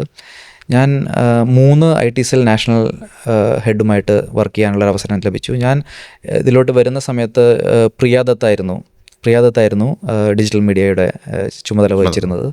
അതിനുശേഷം ദിവ്യസ്പന്ദനമായിട്ട് കുറേ നാളുകൾ ഒരുമിച്ച് വർക്ക് ചെയ്യാനുള്ള അവസരം ലഭിച്ചു. അപ്പോൾ അതിൽ ശ്രീ രാഹുൽ ഗാന്ധിയുമായി പലതവണ ഡൽഹിയിൽ വെച്ച് ഇങ്ങനെയുള്ള ഇൻട്രാക്റ്റീവ് സെഷൻസ് ആയിട്ട് നടത്താൻ സാധിച്ചു. പക്ഷേ എനിക്ക് സാറ്റിസ്ഫൈ ആയിട്ടുള്ളൊരു പ്രോഗ്രാം എന്ന് ചോദിച്ചാൽ എനിക്ക് തോന്നുന്നു 10 വർഷം മുമ്പ് KPCCയിൽ വെച്ച് ഒരു ട്രെയിനിങ് സെഷൻ. അപ്പോൾ കോൺഗ്രസ് പ്രവർത്തകരെ സോഷ്യൽ മീഡിയയിലോട്ട് കൊണ്ടുവരുന്നതിന് വേണ്ടി ഒരു ട്രെയിനിങ് സെഷൻ ഓർഗനൈസ് ചെയ്യാനുള്ളൊരു അവസരം ലഭിച്ചിരുന്നു. അതിൽ നമ്മൾ എല്ലാ ജില്ലയിൽ നിന്നും ഏകദേശം 20 പേരെ സെലക്ട് ചെയ്ത് KPCCയിൽ കൊണ്ടുവന്ന് അവർക്ക് അവിടെ വെച്ച് സോഷ്യൽ മീഡിയയിൽ ഇല്ലാത്ത ആളുകൾ, പൊളിറ്റീഷ്യൻസ് സോഷ്യൽ മീഡിയയിൽ ഇല്ലാത്തൊരു കാലഘട്ടത്തിൽ അവരെ KPCCയിൽ കൊണ്ടുവന്ന് ട്രെയിനിങ് കൊടുത്ത് പൊളിറ്റിക്സിലേക്ക് കൊണ്ടുവരികയും അതിൽ നിന്ന് 14 ജില്ലകളിലും ഈ ഒരു ആക്ടിവിറ്റി ചെയ്യുന്നതിന് വേണ്ടി ആളുകളെ നിശ്ചയിക്കുകയും അവരെല്ലാവരും 14 ജില്ലകളിലും ചെന്ന് ജില്ലാ തലത്തിൽ ഇതുപോലെയുള്ള ട്രെയിനിങ് സെഷൻസ് എടുത്ത് ആ ജില്ലയിലുള്ള കോൺഗ്രസ് നേതാക്കളെ എല്ലാം സോഷ്യൽ മീഡിയയിലേക്ക് കൊണ്ടുവരാനുള്ള ഒരു മൂവ്മെൻ്റ് എന്ന് നടക്കുകയുണ്ടായി. അതാണ് എനിക്ക് ഏറ്റവും സാറ്റിസ്ഫൈങ് ആയിട്ടുള്ള ഒരു ആക്ടിവിറ്റി ആയിട്ട് ഇപ്പോഴും. ലോങ് ടേം പ്രോജക്റ്റ് ആയിരുന്നു. ഇതൊരു ഈ പ്രോഗ്രാം നടന്നതിന് ശേഷം, ഈ ഒരു KPCCയിൽ നടന്നതിന് ശേഷം വിതിൻ 2 ഇയേഴ്സിനുള്ളിൽ എനിക്ക് തോന്നുന്നു എല്ലാ ജില്ലകളിലും ഒരു 1000 പേരെയെങ്കിലും, 1000 കോൺഗ്രസ് നേതാക്കളെയെങ്കിലും, ഞാൻ പറയുന്ന പ്രവർത്തകരെയല്ല, കോൺഗ്രസ് ഒരു DCC ഭാരവാഹി മുതലുള്ള നേതാക്കളെ, കുറേയധികം ആളുകളെ ഈ പറയുന്ന സോഷ്യൽ മീഡിയയിലോട്ട് കൊണ്ടുവരാനുള്ള ഒരു അവസരം ലഭിച്ചു. അതാണ് എനിക്ക് ഏറ്റവും സാറ്റിസ്ഫൈങ് ആയിട്ടുള്ളൊരു ഒരു അസൈൻമെൻ്റ് ആയിട്ട്. അതായിരുന്നു പീക്ക് എന്ന് പറയുന്നത് അല്ലേ? അതായിരിക്കാം ഒരു satisfaction. So how about the last programme, അതായത് രാഹുൽ ഗാന്ധിയുടെ പ്രോഗ്രാം? ഓഫ് കോഴ്സ് അത് ടെക്നോ പാർക്കിൽ ഈ നമുക്കറിയാം, ഈ ടെക്കികളുടെ ഇടയിൽ ഒരു രാഹുൽ ഗാന്ധിയെ പറ്റി ഒരു നെഗറ്റീവ് ഇമേജ് ക്രിയേറ്റ് ചെയ്ത് വച്ചിരിക്കുകയായിരുന്നു. ഈ നമുക്കറിയാം BJPയുടെ നെറേറ്റീവ്, ഒരു നെഗറ്റീവ് നെറേറ്റീവ് ഒരു BJPയുടെ നേതൃത്വത്തിലുള്ള ഡിജിറ്റൽ സംഘം അങ്ങനെ ഒരു നെറേറ്റീവ് ഉണ്ടാക്കി വെച്ചിരിക്കുകയായിരുന്നു. ഈ പ്രോഗ്രാമിന് മുമ്പ് എനിക്ക് ആ വ്യത്യാസം ഭയങ്കരമായിട്ട് ഫീൽ ചെയ്തു. ഈ പ്രോഗ്രാമിന് മുമ്പ് ഉള്ള നെറേറ്റീവും രാഹുൽ ഗാന്ധി ഈ ഒരു പ്രോഗ്രാം കഴിഞ്ഞതിന് ശേഷം അവിടെ ആ പ്രോഗ്രാമിന് വന്ന ഏകദേശം ഒരു 50 പേരോടെങ്കിലും ഞാൻ ഇതിന് ശേഷം പേഴ്സണലി ഇൻട്രാക്ട് ചെയ്തിരുന്നു. അവർക്കെല്ലാം രാഹുൽ ഗാന്ധിയെ പറ്റിയുള്ള മതിപ്പ് 10 മടങ്ങ് വർദ്ധിച്ചു. അദ്ദേഹം അത്രയും ഇങ്ങനെയുള്ളൊരു വ്യക്തിയെയാണല്ലോ BJP ഇങ്ങനെ ഡിഫറൻ്റ് ഒരു നെറേറ്റീവ് സെറ്റ് ചെയ്ത് വെച്ചിരുന്നത് എന്നുള്ള അത് എനിക്ക് കോൺഗ്രസ് പാർട്ടിക്ക് കൊടുക്കാൻ സാധിച്ച ഒരു നല്ലൊരു റിസൾട്ട് തന്നെയായിരുന്നു. ഒരു ഗ്രാറ്റിഫിക്കേഷൻ അവിടെ ഉണ്ടായി. അതെ, തീർച്ചയായും ഉണ്ടായി. വളരെ ഒരു സാറ്റിസ്ഫാക്ഷൻ ഉണ്ടായി. അതൊരു കൂട്ടായ പ്രവർത്തനമായിരുന്നു. കുറേയധികം ആളുകൾ ടെക്നോ പാർക്കിലെ, ഇപ്പം നമുക്ക് പറയുകയാണെങ്കിൽ ഇപ്പോൾ ജ്യോതി വിജയകുമാർ, പിന്നെ നമ്മുടെ ബിജു, അങ്ങനെയുള്ള കുറേയധികം, മൈത്രി, പിന്നെ professional Congress, of course professional Congress ജില്ലാ കമ്മിറ്റി, IT വെർട്ടിക്കൽ, അങ്ങനെ എല്ലാവരും കൂടിയുള്ള ഒരു കൂട്ടായ്മയിലൂടെയാണ് ആ ഒരു മൊമെൻറ്റം കിട്ടിയത്. ശരിക്കും പറയുകയാണെന്നുണ്ടെങ്കിൽ ഒരു ഫുൾ സർക്കിൾ ഏകദേശം പാർട്ടിക്ക് വേണ്ടിയിട്ടുള്ള ഒരു ഇതിലൊക്കെ ഇതെല്ലാം നമ്മൾ കണ്ടിട്ടുണ്ട്, കേട്ടിട്ടുണ്ട്. രഞ്ജിത്ത് ഇതുപോലെ എവിടെയെങ്കിലും ഒരൊറ്റ ശ്വാസത്തിൽ രഞ്ജിത്തിനെ കുറിച്ച് ഷെയർ ചെയ്തിട്ടുണ്ടോ? ഇങ്ങനെ is it the first time? തീർച്ചയായിരിക്കും. ഞാൻ ജനറലി ഒരു മീഡിയ ഇൻ്റർവ്യൂകൾക്കോ അല്ലെങ്കിൽ പോഡ്കാസ്റ്റുകൾക്കോ പോവാത്തൊരു വ്യക്തിയാണ്. അപ്പോൾ ഇങ്ങനെയുള്ളൊരു ഇൻട്രാക്ഷൻ എനിക്ക് തോന്നുന്നു അങ്ങനെ. പക്ഷേ മനസ്സിലുള്ളത് കുറേ കാര്യങ്ങൾ എനിക്ക് തോന്നുന്നു അരമണിക്കൂർ കൊണ്ട്, എനിക്ക് 22 വർഷം അറിയാവുന്നുള്ള രഞ്ജിത്തിന് എനിക്ക് അരമണിക്കൂർ കൊണ്ട്, ചിലപ്പോൾ ഒരു 20 മിനിറ്റ് കൊണ്ട് പറയാൻ പറ്റി എന്ന് പറയുമ്പോഴും രഞ്ജിത്തിൻ്റെ ഏറ്റവും വീക്കായ ഒരു മൊമെൻറ്റ് ഞാൻ എൻ്റെ ലൈഫിൽ കണ്ടിട്ടുണ്ട്. അച്ഛൻ്റെ അവസാന നാളുകൾ, ആ ഒരു 10 ദിവസം അല്ലേ, അച്ഛൻ്റെ കൂടെ തന്നെ ബെഡിന് സൈഡിലിരിക്കാൻ പറ്റിയ, ഒരിക്കലും അക്സെപ്റ്റ് ചെയ്യാൻ പറ്റാത്ത ഒരു വിടപറയലായിരുന്നു. ഒരു അച്ഛൻ മകൻ എന്നുള്ള രീതിയിൽ അപ്പുറത്തേക്ക് പൊളിറ്റിക്സിൽ പോലും അച്ഛൻ മിൽമാർ ചെയർമാൻ. ഞാനൊരു ദിവസം ഞാൻ വളരെ അസൂയയോടെ നോക്കി നിന്ന ഒരു മൊമെൻ്റ് ഉണ്ടായിരുന്നു. മസ്കറ്റ് ഹോട്ടലിൻ്റെ നടയിൽ അച്ഛൻ്റെ ചെയർമാൻ വണ്ടിയിൽ രഞ്ജിത്ത് എവിടെ നിന്നോ ഒരു മീറ്റിംഗ് കഴിഞ്ഞിട്ട് പറഞ്ഞു, ഞാൻ അച്ഛൻ്റെ കൂടെ തിരിച്ച് നാട്ടിലേക്ക് പോവുകയാണ് എന്ന് പറഞ്ഞാൽ അന്നാണ് ഞാൻ രഞ്ജിത്തിന് അച്ഛനെ പേഴ്സണലി ലാസ്റ്റ് കാണുന്നൊരു മൊമെൻ്റ് എന്ന് പറയുന്നത്. അങ്ങനൊരു ഭയങ്കര ബന്ധം ഉണ്ടായിരുന്നല്ലേ? തീർച്ചയായും. അച്ഛനുമായി എനിക്ക് വളരെ എന്താ പറയുക, എല്ലാവർക്കും ഉള്ള പോലെ തന്നെ വളരെ ഒരു സ്ട്രോങ് ബോണ്ടിങ് ആയിരുന്നു ഉണ്ടായിരുന്നത്. അപ്പോൾ ഞാൻ അച്ഛനെ പറ്റി പറയുകയാണെങ്കിൽ എന്നും രാവിലെ 4:30 എണീക്കുന്നൊരു വ്യക്തിയാണ് അച്ഛൻ. 4:30 എണീറ്റ് അദ്ദേഹം, നമ്മുടെ വീട്ടിൽ ഞാൻ ജനിച്ച അന്ന് മുതൽ പശു ഉള്ള ഒരു ഫാമിലിയാണ്. 2 പശുക്കൾ എന്നും ഉണ്ടായിരിക്കും. 4:30 എണീറ്റ് അദ്ദേഹം പശു പരിപാലനമായി ഇറങ്ങും. പശുവിന് പുല്ലിട്ട് കൊടുക്കുകയും അതിന് വെള്ളം കൊടുക്കും, അങ്ങനെയുള്ള ആക്ടിവിറ്റീസിലേക്ക് കടന്ന് പിന്നീട് അതിന് ശേഷം പാല് സൊസൈറ്റിയിൽ കൊണ്ട് കൊടുക്കണമല്ലോ, സൊസൈറ്റിയിൽ കൊണ്ട് കൊടുക്കുന്നു. അപ്പോൾ രാവിലെ അദ്ദേഹത്തിൻ്റെ ഒരു 3 മണിക്കൂർ ഈ പറയുന്ന പശു പരിപാലനവും പാൽ ഉൽപ്പാദനങ്ങളുമായിട്ടുള്ള കാര്യങ്ങളിലെല്ലാം ആയിരുന്നു. അതിനുശേഷം സൊസൈറ്റി പ്രവർത്തനങ്ങളിലോട്ട് മാറുകയാണ്. മിൽക്ക് സൊസൈറ്റി അറിയാലോ. അങ്ങനെ കേരളത്തിൽ 1980 മിൽമ രൂപീകരിച്ചത്. ആ രൂപീകരണ സമയത്ത് തന്നെ അദ്ദേഹത്തിന് അതിൻ്റെ മിൽമയുടെ പാർട്ടാവാനായിട്ടുള്ള ഒരു അവസരം ലഭിച്ചിട്ടുണ്ട്. അപ്പോൾ ഡെഫിനറ്റ്ലി എന്താ പറയുക, അച്ഛനുമായിട്ടുള്ള ബന്ധം എനിക്ക് എപ്പോഴും last 10 days 10 days basically 10 days ആയിരുന്നില്ല, 30 ദിവസം അദ്ദേഹം ഹോസ്പിറ്റലൈസ്ഡ് ആയിരുന്നു. അപ്പോൾ ആ 30 ദിവസവും ഞാൻ അദ്ദേഹത്തോടു കൂടെ തന്നെ എനിക്ക് സ്പെൻഡ് ചെയ്യാൻ, മകൻ എന്നുള്ള രീതിയിൽ എല്ലാ കാര്യങ്ങളും അവസാനം വരച്ചത്. അതെ അതെ അതെ. അത് കഴിഞ്ഞിട്ടൊരു ഫേസ് ഉണ്ടായിരുന്നു, രഞ്ജിത്ത് എല്ലാം മടുത്തു, ഇനി എന്താണ് ജീവിതത്തിൽ, ഈ ഉണ്ടാക്കിയതും വെട്ടിപ്പിടിച്ചതോ അല്ലെങ്കിൽ സ്ഥാനമാനങ്ങളോ എൻ്റെ കമ്പനിയോ ഒന്നും ഒരു കാര്യമില്ലാന്ന് തോന്നിയ ഒരു പീരീഡ് ഉണ്ടായിരുന്നല്ലേ? ശരിക്കും തിരിച്ച് ലൈഫിലേക്ക് വരുമെന്ന് ഞാൻ പോലും, എൻ്റെ സുഹൃത്ത് എന്നുള്ള രീതിയിൽ ഞാൻ പോലും ഭയന്ന കുറേ ദിവസങ്ങളുണ്ടായിരുന്നു. അത് ഭയങ്കര ഒരു ഡിസ്റ്റർബിങ് ടൈമായിരുന്നു. അതേ അത്രയും വേണ്ടിയിരുന്നു ആ ഒരു ഇതിൽ നിന്ന് പുറത്തു വരാനായിട്ട്? തീർച്ചയായും അതെല്ലാവരുടെ ലൈഫിലും ഒരു എന്താ പറയുക, നമ്മൾ ഫേസ് ചെയ്യേണ്ട ഒരു കാലഘട്ടമാണ്. എല്ലാവർക്കും ആ ഒരു കാലഘട്ടത്തിലൂടെ പോകേണ്ടി വരും. ഓഫ് കോഴ്സ് അതിൽ നിന്ന് ഓവർകം ചെയ്ത് നമ്മൾ ഡെഫിനറ്റ്ലി ഓവർകം ചെയ്തു വരുന്നത് ഈ പ്രൊഫഷണൽ കോൺഗ്രസ് കൂടിയാണെന്നാണ് എൻ്റെ അറിവ്. കറക്റ്റാണോ? അല്ല, അച്ഛൻ മരിച്ചിട്ട് 5 years ആവാൻ പോവാണ്. പ്രൊഫഷണൽ കോൺഗ്രസിന് എൻ്റെ അസൈൻമെൻറ്റ് ഇപ്പോൾ 2 വർഷം ആവണേ ഉള്ളൂ, 2 വർഷത്തിൽ താഴെ ഉള്ളൂ. അതിനുശേഷം ഉണ്ടായിരുന്ന ഇപ്പോൾ പാർട്ടിയിൽ അതിനുശേഷം അങ്ങനെ അധികം ആക്റ്റീവ് ആയിരുന്നില്ല, പക്ഷേ സ്റ്റിൽ നമ്മുടെ പ്രൊഫഷണൽ ആക്ടിവിറ്റീസൊക്കെ ആയിട്ട് ഞാൻ മുന്നോട്ട് പോയിക്കൊണ്ടിരിക്കുകയായിരുന്നു. സോ യു ആർ ഇപ്പം ഇതൊക്കെ മാറി റിയാലിറ്റിയിലേക്ക് സിങ്കിൻ ചെയ്തിട്ടുണ്ട്? 100%. അത് സോ ഒരു വർഷം കൂടെ കഴിയുമ്പം രഞ്ജിത്ത് എന്ന് പറയുന്നത് എനിക്ക് വലിയ പ്ലാനില്ലാത്ത വ്യക്തിയാണ് എൻ്റെ ലൈഫിൽ. കാരണം നാളെ എന്താവും എന്നുള്ളത് എനിക്ക് ഇന്ന് രാവിലെ അറിയാൻ പറ്റില്ല, നാളെ അറിയത്തുള്ളൂ. രഞ്ജിത്തിൻ്റെ ഒരു 5 years ഫ്രം നോ ഒരു പ്ലാൻ ഉണ്ടാവുമല്ലോ. പ്രൊഫഷണൽ കോൺഗ്രസ് നമ്പർ 1, പേഴ്സണലി നിങ്ങൾ എങ്ങനെയാണ് പൊളിറ്റിക്സിൽ? What is the next 5 years that you? Personally ഇപ്പോൾ എൻ്റെ കമ്പനിയുടെ ഒഫീഷ്യൽ പ്രൊഫഷണൽ കാര്യം പറയുകയാണെങ്കിൽ എനിക്കൊരു AI ബേസ്ഡ് ഒരു ടീച്ചിങ് ടൂൾ ഉണ്ടാക്കണമെന്നൊരു ആഗ്രഹമുണ്ട്. അതിനുവേണ്ടി നമ്മളൊരു പുതിയ ടീമിനെ റിക്രൂട്ട് ചെയ്തിട്ടുണ്ട്. അപ്പോൾ നമുക്കറിയാമല്ലോ, എല്ലാ മേഖലയിലും ആർട്ടിഫിഷ്യൽ ഇൻ്റലിജൻസിൻ്റെ കടന്നുകയറ്റം നടന്നുകൊണ്ടിരിക്കുകയാണ്. അപ്പോൾ നമ്മൾ അപ്ഡേറ്റഡ് ആയിട്ട് അതിനോടൊപ്പം നിന്നില്ലെങ്കിൽ നമുക്ക് മുന്നോട്ട് പോകാൻ വളരെ ബുദ്ധിമുട്ടായിരിക്കും. കഴിഞ്ഞ ദിവസം ഒരു വേൾഡ് എക്കണോമിക് ഫോറത്തിൻ്റെ ഒരു റിപ്പോർട്ട് വായിക്കുകയുണ്ടായി. അതിൽ പറഞ്ഞിരിക്കുന്നത് ഇന്ന് നിലവിലുള്ള 60% ജോലികളും അടുത്ത 5 വർഷത്തിനുള്ളിൽ റീപ്ലേസ് ചെയ്യപ്പെടുകയോ അല്ലെങ്കിൽ വലിയ മാറ്റങ്ങൾ സംഭവിക്കുകയോ ചെയ്യും എന്നുള്ളതാണ്. ഓഫ് കോഴ്സ് ഞാനുള്ള ഒരു എഡ്ടെക് എന്ന് പറയുന്ന ഒരു ഡൊമൈനും വലിയ മാറ്റങ്ങൾക്ക് വിധേയമാകും. അപ്പോൾ കമ്പനിയിൽ ഓഫ് കോഴ്സ് ഇത്രയധികം ആളുകൾ നമ്മൾ ജോലി ചെയ്യുന്ന, അല്ലെങ്കിൽ കുറേയധികം ആളുകൾ അതുമൂലം ഉപജീവനം നടത്തുന്ന ഒരു സിസ്റ്റമാണ്. അപ്പോൾ അതുകൊണ്ട് അവിടെ ഒരു മാറ്റം കൊണ്ടുവരണമെന്ന്, ഒരു artificial intelligence teaching learning tool develop ചെയ്യണമെന്നൊരു ആഗ്രഹമുണ്ട്.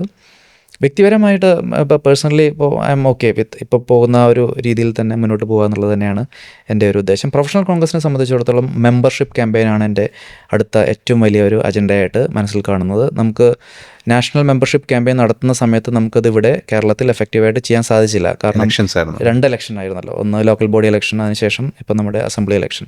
അതിനുശേഷം നമുക്ക് മെമ്പർഷിപ്പ് ഡ്രൈവ് വളരെ എഫിഷ്യൻ്റായിട്ട് കേരളത്തിൽ ചെയ്യേണ്ടതുണ്ട്. അതായിരിക്കും അടുത്ത ഇലക്ഷന് ശേഷമുള്ള എൻ്റെ വ്യക്തിപരമായ പ്രൊഫഷണൽ കോൺഗ്രസിന് വേണ്ടിയുള്ള പ്രയോറിറ്റി എന്ന് പറയുന്നത് ഓഫ് കോഴ്സ് മെമ്പർഷിപ്പ് ക്യാമ്പയിൻ തന്നെയാണ്. ഇപ്പോൾ പ്രൊഫഷണൽ കോൺഗ്രസ് എത്ര മെമ്പേഴ്സ് ഉണ്ട് കേരളത്തിൽ? നമുക്ക് ഇപ്പോൾ നമുക്കറിയാം ഏകദേശം ഒരു 4000 ആ റേഞ്ചിലുള്ള മെമ്പേഴ്സാണ് നമുക്ക് ഉള്ളത്. പക്ഷേ അതിൽ ആക്റ്റീവ് അല്ല, പലരും ഇപ്പോൾ ആക്റ്റീവായിട്ട് പ്രവർത്തിക്കും. നമുക്ക് ഡെഫിനറ്റ്ലി ഫസ്റ്റ് ഫേസിൽ വി നീഡ് ടു റീച്ച് 10,000 മെമ്പേഴ്സിനെ നമുക്ക് ഈസിലി എത്തിക്കാൻ സാധിക്കും. നമുക്ക് കേരളത്തിൽ എടുക്കുകയാണെങ്കിൽ IT പ്രൊഫഷണൽസ് തന്നെ ഏകദേശം 4 ലക്ഷത്തോളം, 3 ലക്ഷത്തിനും 4 ലക്ഷത്തിനും ഇടയ്ക്ക് IT പ്രൊഫഷണൽസ് ഉണ്ട്, ഹെൽത്ത് കെയർ പ്രൊഫഷണൽസ് ഉണ്ട്, പല വിധങ്ങളിലുള്ള പല മേഖലയിലുള്ള പ്രൊഫഷണൽസ് ഉണ്ട്. അപ്പോൾ അതിൽ നിന്ന് നമുക്ക് ഇതിൽ നമുക്ക് മെമ്പർഷിപ്പ് എടുക്കാൻ പ്രൊഫഷണൽസിന് ചില ബുദ്ധിമുട്ടുകൾ പലരും എക്സ്പ്രസ് ചെയ്യാറുണ്ട്. പക്ഷേ മെമ്പർഷിപ്പിനേക്കാൾ എത്രയോ മടങ്ങ് ആളുകൾ ഇതിൽ പോസിറ്റീവായിട്ട് കോൺട്രിബ്യൂട്ട് ചെയ്യുന്നുണ്ട്. എക്സാക്ട്ലി, മെമ്പർഷിപ്പ് എടുക്കാതെ തന്നെ കുറേയധികം ആളുകൾ നമ്മളോടൊത്ത് വർക്ക് ചെയ്യുന്നുണ്ട്. അപ്പോൾ മെമ്പർഷിപ്പ് ഡ്രൈവാണ് എൻ്റെ മുമ്പിലുള്ള അടുത്ത ഒരു വലിയ ഒരു ടാർഗറ്റായിട്ട് പൊളിറ്റിക്കൽ ആസ്പിറേഷൻ സ്പീക്ക് എന്ന് പറയുന്നത്? ഇതിൽ എനിക്ക് വ്യക്തിപരമായിട്ട് ഞാനൊരു ഇലക്ട്രൽ പൊളിറ്റിക്സിലേക്ക് താല്പര്യമില്ലാത്തൊരു വ്യക്തിയാണ്. ഞാൻ അങ്ങനെ ഒരു ഇലക്ട്രൽ പൊളിറ്റിക്സിലേക്ക് വരണമെന്ന് ആഗ്രഹിക്കാത്തൊരു വ്യക്തി തന്നെയാണെന്ന് പറയാൻ വേണമെങ്കിൽ. പൊളിറ്റിക്സിൽ എനിക്ക് ഓർഗനൈസേഷൻ ലെവലിൽ വർക്ക് ചെയ്യാൻ തന്നെയാണ് കൂടുതൽ ഇൻട്രസ്റ്റ്. അതുമൂലം പിന്നെ IT സെക്ടറിന് വേണ്ടി കോൺട്രിബ്യൂട്ട് ചെയ്യാനൊന്ന് വളരെയധികം ആഗ്രഹമുണ്ട്. കാരണം കഴിഞ്ഞ UDF സർക്കാരിൻ്റെ സമയത്ത് എനിക്ക് techno park director board member എന്നുള്ള നിലയിലും, പിന്നീട് സൈബർ ഡോം കേരളത്തിൽ സൈബർ ഡോം സാധിച്ചപ്പോൾ അതിൻ്റെ ഫസ്റ്റ് ഡയറക്ടർ ബോർഡ് മെമ്പർ എന്നുള്ള രീതിയിലും, പിന്നീട് കുറേയധികം IT പ്രൊജക്ട്സുകളിൽ എനിക്ക് ഇടപെടാനും പ്രവർത്തിക്കാനും കോൺട്രിബ്യൂട്ട് ചെയ്യാനും സാധിച്ചിട്ടുണ്ട്. അതുപോലെ തന്നെ ഇനിയൊരു UDF ഗവൺമെൻറ് വരികയാണെങ്കിൽ IT യുമായി ബന്ധപ്പെട്ട് കോൺട്രിബ്യൂട്ട് ചെയ്യുക എന്നുള്ളത് തന്നെയാണ് എൻ്റെ ഒരു ഒരു അംബിഷൻ. Thank you Ranjith. അതിന് മുമ്പ് ഒരു കാര്യം കൂടെ പറയാം. നമ്മുടെ കേരള സ്റ്റേറ്റ് പ്രൊഫഷണൽ കോൺഗ്രസിൻ്റെ പ്രസിഡൻ്റായ രഞ്ജിത്ത് വഴി പ്രൊഫഷണൽസ് ഈ നേരത്തെ പറഞ്ഞ 4000-ൽ നിന്നും ഒരു 4 ലക്ഷത്തിലേക്ക് വരട്ടെ എന്നും അദ്ദേഹം ഇതുവരെ ഞാൻ പറഞ്ഞില്ലേ അദ്ദേഹത്തിൻ്റെ വേർഷൻ അല്ലെങ്കിൽ അദ്ദേഹം ആരാണെന്ന് നമുക്ക് കേൾക്കാനുള്ള അങ്ങനൊരു അവസരം ഉണ്ടായിട്ടില്ല. ആ അവസരം കൂടെയായി ഞാൻ ഈ പോഡ്കാസ്റ്റിനെ കാണുന്നു.